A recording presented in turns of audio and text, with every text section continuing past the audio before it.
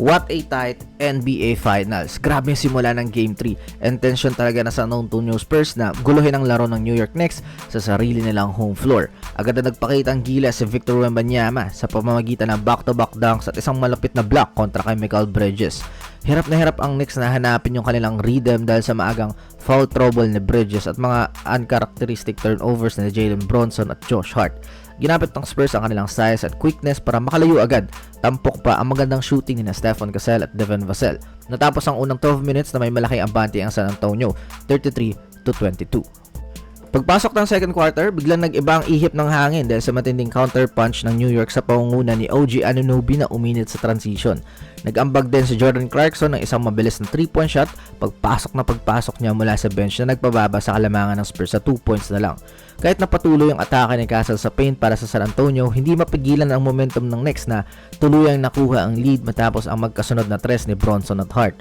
Mas naging physical pa ang tapatan kaya umabot sa puntong nireview ng mga referee ang isang banggaan ni Cassell at Bronson pero walang tinawagan ng flagrant foul. Pagtapos ng first half, tuluyang nakuha ng Knicks ang kontrol sa laro, hawak ang 7 points na abante, 64-57.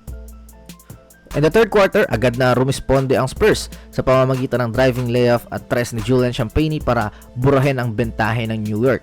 Nadagdagan pa ang problema ng Knicks nang tawagan si Bronson ng flagrant foul type 1 at kalaunan ay nakuha ang kanyang pang-apat na personal foul na nagpersa sa kanya para maupo sa bench. Habang wala si Bronson, nagsalita ng pag-score si Wembanyama at Vassell para muling makuha ng San Antonio ang lead. Bago sumagot si Clarkson ng sarili niyang step-back 3-pointer para maitabla ang laro sa 89. Sa huling segundo ng third quarter, nagpakita ng malamig na nerves ang rookie na si Dylan Harper para magpakawala ng isang crucial na tres. Bagamat nakasagot agad si Mikal Bridges ng pull-up jump shot, na natiling hawak ng Spurs ang manipis na 1-point lead pagpasok ng huling quarter. Dito sa fourth quarter, nakita natin ang tunay na banges ng depensa ng San Antonio na pinangunahan ni Wembanyama. Ginamit nila ang bentahe sa penalty situation dahil maagang pumasok sa bonus ang koponan na may 9 minutes pang natitira sa laro. Sa bawat physical play at siko sa ilalim ng ring, nagagawa ng Spurs na makakuha ng madaling puntos mula sa free throw line na unti-unting pumatay sa momentum ng New York.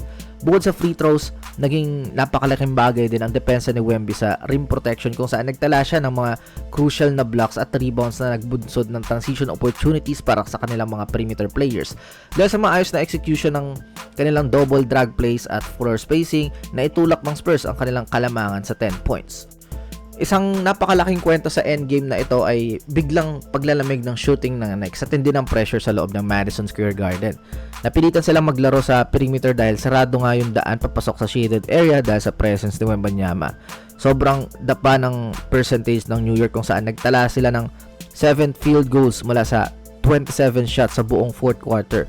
Mas malala pa yung nangyari sa kanilang 3-point shooting dahil nagmintis ang kanilang unang 10 tira sa labas bago pumasok yung huling dalawang tres ni Bronson at Anunoby sa huling minuto ng laro.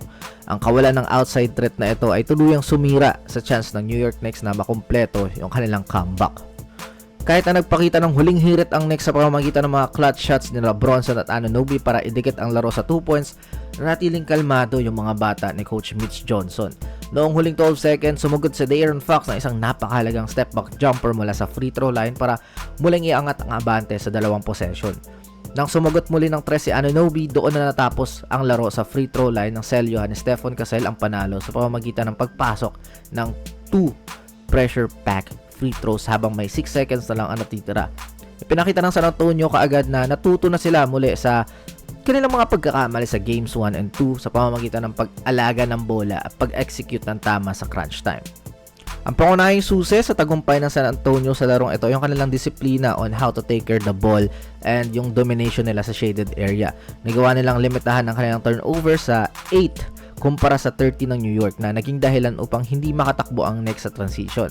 Napakaganda rin ang ipinakitang chemistry ng koponan na nagtala ng 28 assists sa kanilang 39 made field goals.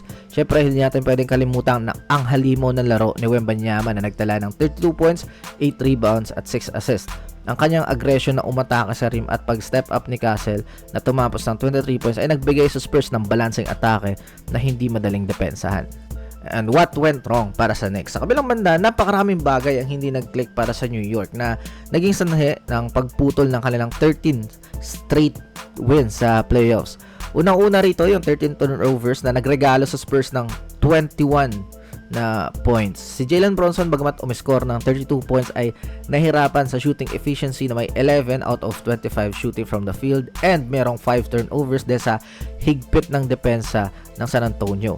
Nawala rin yung aggressiveness ni Karl Anthony Towns sa opensa na nagtapos lang ng 11 points matapos ma-outplay si Wembanyama at yung kanyang foul trouble na naglimita ng kanyang presensya sa loob ng court sa huling quarter.